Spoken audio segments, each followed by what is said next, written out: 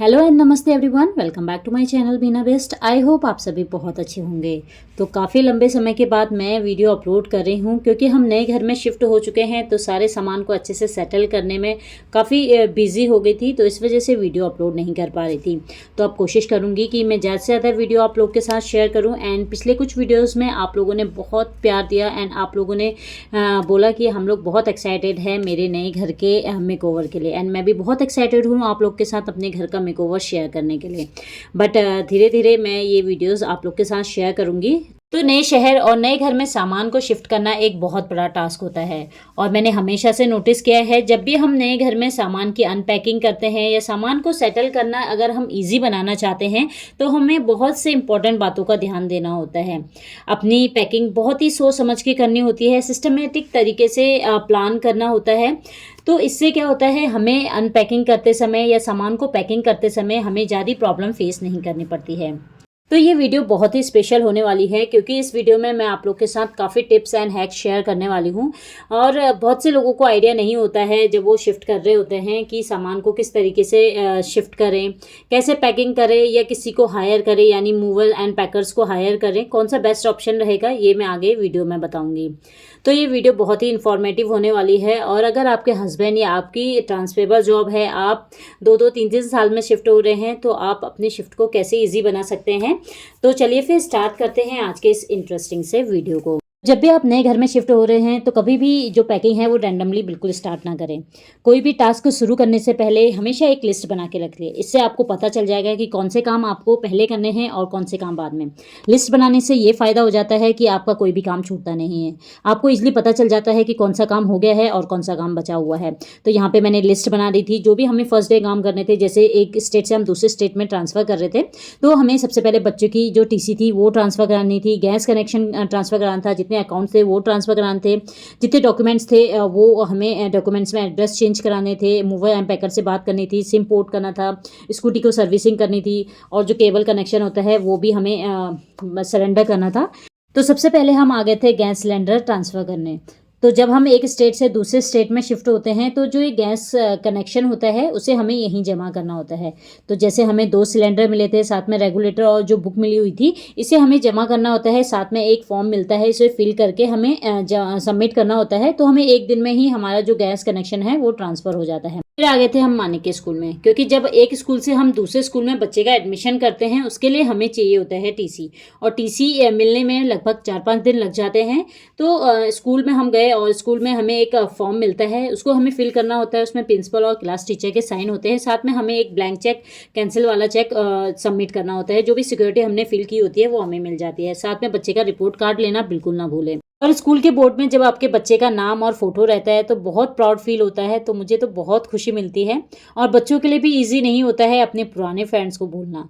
तो क्योंकि हमें आर्मी स्कूल से आर्मी स्कूल में बच्चे का एडमिशन करना था, तो ईजिली सारे डॉक्यूमेंट्स ट्रांसफ़र हो गए थे। तो फिर आ गए थे हम बैंक में। बैंक में जितने अकाउंट से उन्हें हमें ट्रांसफ़र कराया, और जितने भी डॉक्यूमेंट्स में हमें चेंजेस करने थे, एड्रेस वगैरह, वो सब हमने कर लिए थे। फिर अब आ रही थी पैकिंग की। कार्टून्स वगैरह मैं 1 वीक पहले से ही सबमिट करने लग गई थी। तो कम स्पेस होने की वजह से मैंने कुछ फ्रिज के पीछे रखे थे, कुछ बेड के नीचे साइड में, कुछ इस तरीके से मैंने पहले ही सबमिट कर दिए थे। तो जब भी आप अपनी पैकिंग शुरू करें, कभी भी रैंडमली स्टार्ट बिल्कुल ना करें। तो हमेशा पैकिंग आप कैटेगरी वाइज करें। जब हम पैकिंग कर रहे थे तो हमारा मेन फोकस 2 कैटेगरी में था। फर्स्ट कैटेगरी में वो सारे सामान थे जो कि हमें 1-2 मंथ तक उनकी नीड नहीं थी। जैसे कि अभी हम विंटर्स में शिफ्ट हो रहे हैं, तो समर्स के जितने कपड़े थे वो हमने अलग रखे थे। किचन के वो क्रॉकरीज जो कि हमें जाते नहीं चाहिए थे, ओकेजनली वो सारी चीज़ें जो कि हमें 1-2 मंथ तक उसकी नीड नहीं थी, और नए घर में जाते ही हम वो सामान को वैसे ही पैक करके रख दें, उसे हमें ओपन करना ना पड़े। और दूसरी कैटेगरी वो थी जो कि हमें शिफ्ट करते समय वो सारी चीज़ें हमें मतलब ज़रूरत होती है लगभग 1 वीक तक। जैसे 1 वीक के कपड़े, बाथरूम के एसेंशियल्स सारी चीज़ें, कुछ किचन के ऐसे बर्तन एटलीस्ट जिसे हम अपनी बेसिक कुकिंग स्टार्ट कर सकें, और जैसे बेडशीट और कुछ कर्टन्स जो कि हमारे प्राइवेसी के लिए हो।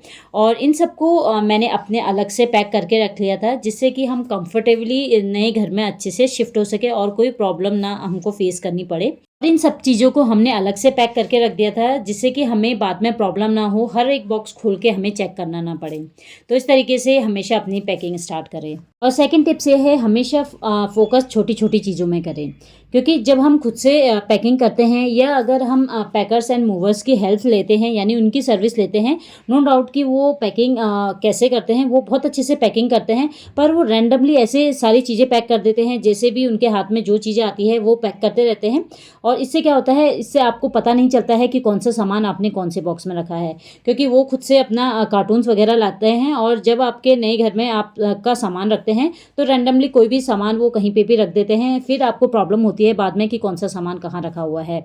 तो सबसे बेस्ट ये है कि आप खुद से ही कार्टून्स लेके आएँ और उसके बाद खुद की पैकिंग खुद से करें, क्योंकि इससे आपको पता चल जाएगा कि कौन सा सामान आपने कहाँ पे रखा हुआ है। तो हमने हर चीज़ के लिए अलग अलग बॉक्स बनाए हुए थे, तो कार्टून्स में हमने सब में लेबल कर दिए थे। तो सबसे पहले जब भी आप पैकिंग करें तो टेप तो आप ज़रूर रख लें साथ में, और साथ में एक मार्कर रख लीजिए, क्योंकि मार्कर से बहुत इजी रहेगा। जो भी कार्टून में आपने जो सामान रखा है उसमें आप बाहर से अगर लेबल कर देते हैं, यानी बाहर से लिख लेते हैं कि उस बॉक्स के अंदर क्या है, तो आपको ईजिली जब आप अनपैकिंग करेंगे तो आपको पता चल जाएगा कि उस बॉक्स के अंदर क्या रखा हुआ है। जब हम खुद से पैकिंग करते हैं तो हमको पता होता है कि कौन सा सामान हमने किस में रखा हुआ है और किस तरीके से रखना है। तो यहाँ पे मैंने जितने भी डेकोरेशन की चीज़ें थी, फ्रेम्स थे, उनको सबको मैंने एक बॉक्स में रख लिया था, जिससे कि मुझे ईजिली न्यू घर में जाते पता चल जाएगा कि उस बॉक्स में मैंने क्या रखा हुआ है। तो सारे सामान को मैंने अच्छे से मीन्स पैक करके रख लिया था। इस बार हस्बैंड ने मेरी काफ़ी हेल्प की पैकिंग में, और पैकिंग लगभग हम 2 दिन पहले से ही हमने स्टार्ट कर दी थी, तो काफ़ी अच्छे से हमने पैकिंग की हुई थी और हमें ईजिली पता चल गया था कि कौन से बॉक्स के अंदर हमने क्या रखा हुआ है। और सारे कार्टन्स हमने खुद से ही पैक किए हुए थे। और यहाँ पे कुछ टूल्स ऐसे थे जो कि मैंने अलग से रख दिए थे, जैसे हैमर है, प्लास, पेचकस और कुछ चाबियाँ वगैरह होती है, वो सब हमने अलग रख दी थी, क्योंकि ये लास्ट दिन तक भी चाहिए होती है और जैसे हम न्यू घर में शिफ्ट होते हैं तो वहाँ पे भी तुरंत चाहिए होती है। तो उस सामान को आप हमेशा अलग करके रखें, जैसे हैमर, कील और ये सब है। तो उसके बाद जितने भी हमारे हार्डवेयर के सामान थे वो सब हमने एक जगह रख दिए थे, और कोई सामान टूटे फूटे या ख़राब ना हो तो ऊपर की साइड से जो ब्लैंकेट वगैरह होते हैं पतले वाले, उसको हमने कवर करके रख दिए थे। उसके बाद जितने भी मेरे क्राफ्ट के सामान थे उसको भी हमने एक बॉक्स में रख दिया था। तो हर चीज़ के लिए हमने अलग एक बॉक्स बनाया हुआ था, और यहाँ पे जितने भी मेकअप के सामान थे वो हमने रखे हुए थे। तो कुछ इस तरीके से हमने अपनी पैकिंग की हुई थी। तो जब हम खुद से पैकिंग करते हैं तो बहुत ईजी हो जाता है और ख़ुद को भी पता चल जाता है कि कैसे हमें सामान को रखना है। जितने भी आपके टीवी, फ्रिज या वॉशिंग मशीन के कार्टून्स वगैरह आते हैं, उसके साथ इस तरीके के थर्माकोल आते हैं, इसको हमेशा संभाल के रखें। बहुत बार क्या होता है, हम लोग फेंक देते हैं, हम सोचते हैं अब तो क्या ही ज़रूरत है, बट जब हम एक जगह से दूसरी जगह शिफ्ट करते हैं ना, उस समय हमें इसकी बहुत ज़रूरत होती है। और टीवी के जितने भी टूल्स वगैरह थे उन सबको हमने एक जगह रख दिया था, जिससे कि जाते ही जब हम टीवी वगैरह लगाएं तो उस समय जितने भी इसके टूल्स वगैरह हैं वो हमको ईजिली मिल जाएँ। टीवी के जितने रिमोट थे वो सब हमने एक जगह रख दिए थे। तो सारी चीज़ें हमने अच्छे से एक ही कार्टून में रख दी थी। उसके बाद अब बारी थी वॉशिंग मशीन को पैक करने की। तो वॉशिंग मशीन के नीचे जो बेस आता है इसको भी मैंने संभाल के रखा हुआ था, तो इसके ऊपर अच्छे से हमने अपनी वॉशिंग मशीन सेट कर दी थी। उसके बाद वॉशिंग मशीन के अंदर भी काफ़ी स्पेस रहती है, तो हमने हमारे जितने भी विंटर्स के कपड़े थे उसे हमने वॉशिंग मशीन के अंदर रख दिए थे। और वॉशिंग मशीन के जितने भी पार्ट्स होते हैं लाइक पाइप वगैरह होते हैं वो भी हमने वॉशिंग मशीन के अंदर ही रख दिए थे, क्योंकि जाते तुरंत हमें वो पाइप्स वगैरह भी चाहिए थे तो वो एक जगह मिल जाए, तो वॉशिंग मशीन के अंदर रख दिए थे। तो इस तरीके से हमने अपनी वॉशिंग मशीन को पैक किया, और ऊपर की साइड से एक हमने मोटा कंबल रख दिया था, जिससे कि जो ऊपर की ग्लास है वो ख़राब ना हो। उसके बाद हमने इसको अच्छे से पैक कर दिया था। तो जो ये कार्टून्स वगैरह आते हैं फ्रिज, वॉशिंग मशीन के साथ, इसको कभी मत फेंके, अच्छे से संभाल के रखें।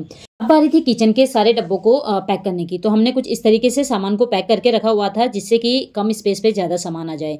तो जितने भी हमारे पास ये डब्बे थे, डब्बे के अंदर ही हमने डब्बे रखे हुए थे। तो जितने ग्लास के मेरे पास जार थे उनको हमने बड़े जार के अंदर इस तरीके से रख दिया था, तो काफ़ी कम स्पेस में हमारे काफ़ी डब्बे आ गए थे।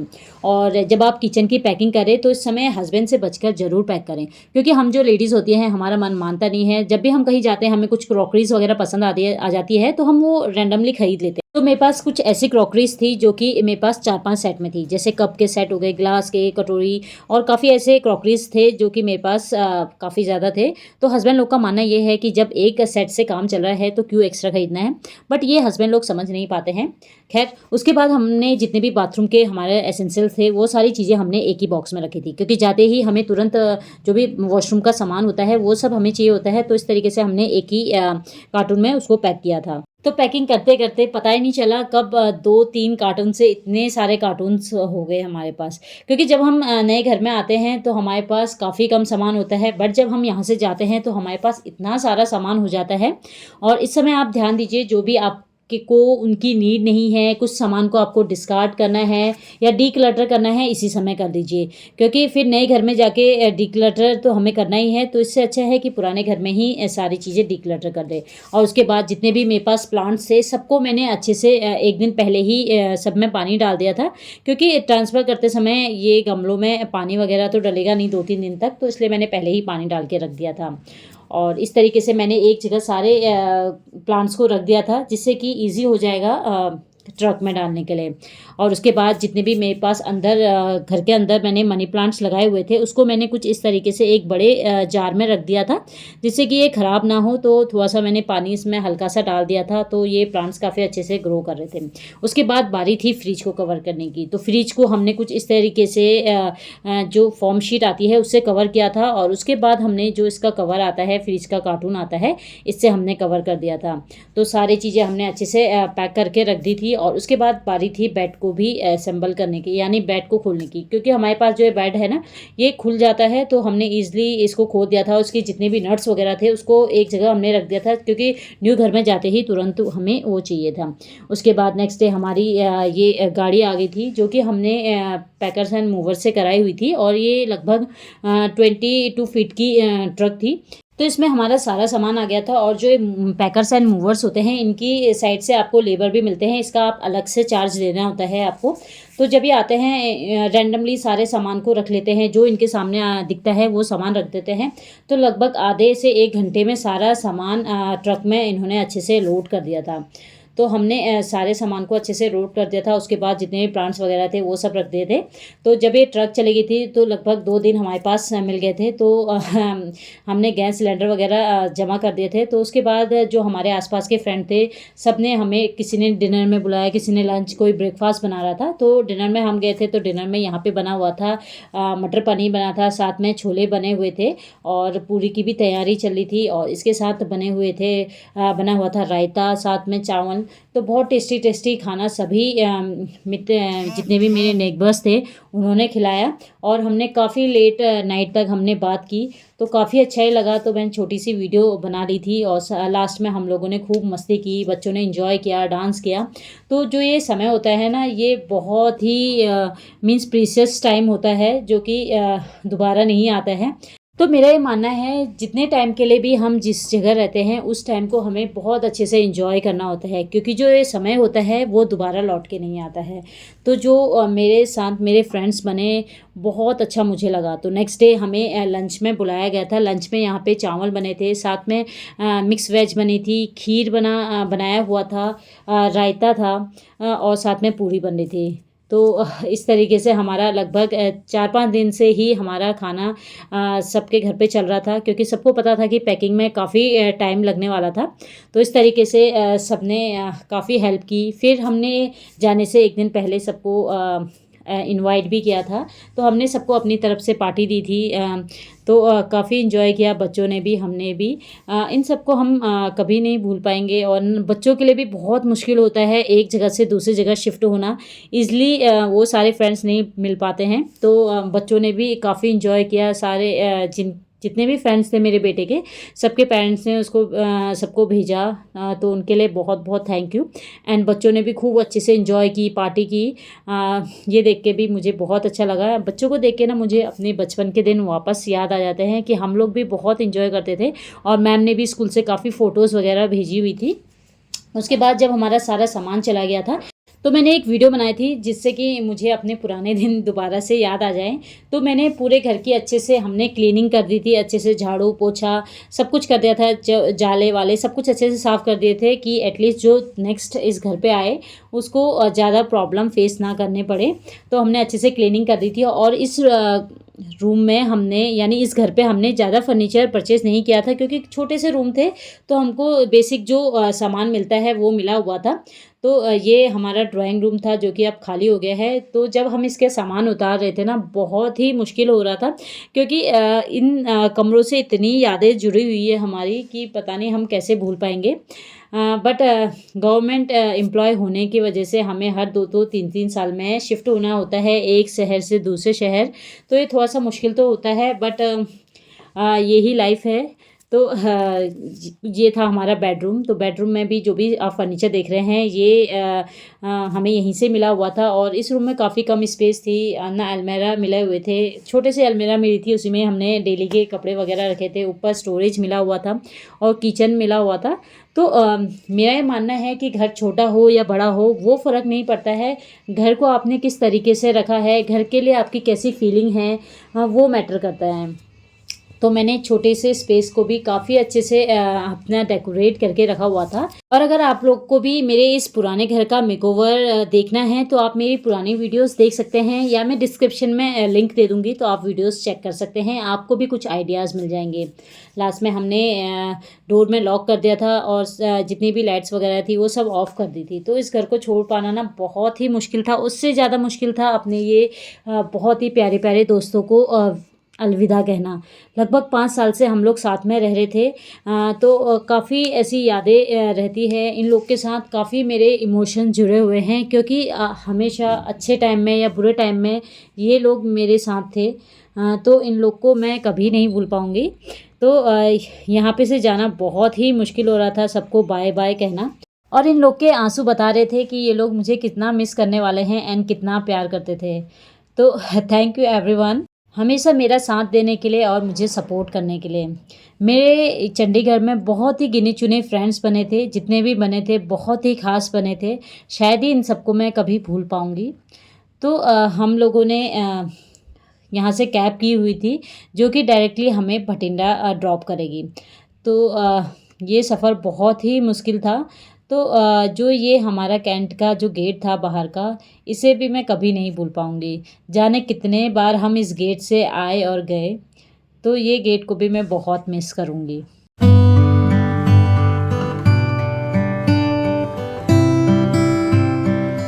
चंडीगढ़ से भटिंडा जाते समय लगभग 2 घंटे बाद हम लोग रुक गए थे लंच करने के लिए। तो बच्चे भी ट्रैवल करके काफ़ी थक गए थे, तो बच्चों ने भी यहाँ पे लंच किया। और जिस होटल पे हम लंच करने के लिए रुके हुए थे, काफ़ी अच्छा ये होटल था। तो जब भी आप भटिंडा से चंडीगढ़ जाते हैं तो ये रेस्टोरेंट में ज़रूर विज़िट करें। यहाँ की जो सर्विस थी बहुत ही अच्छी थी एंड यहाँ का खाना और इंटीरियर बहुत ही मुझे पसंद आया। तो बच्चों ने भी यहाँ पे काफ़ी इन्जॉय किया।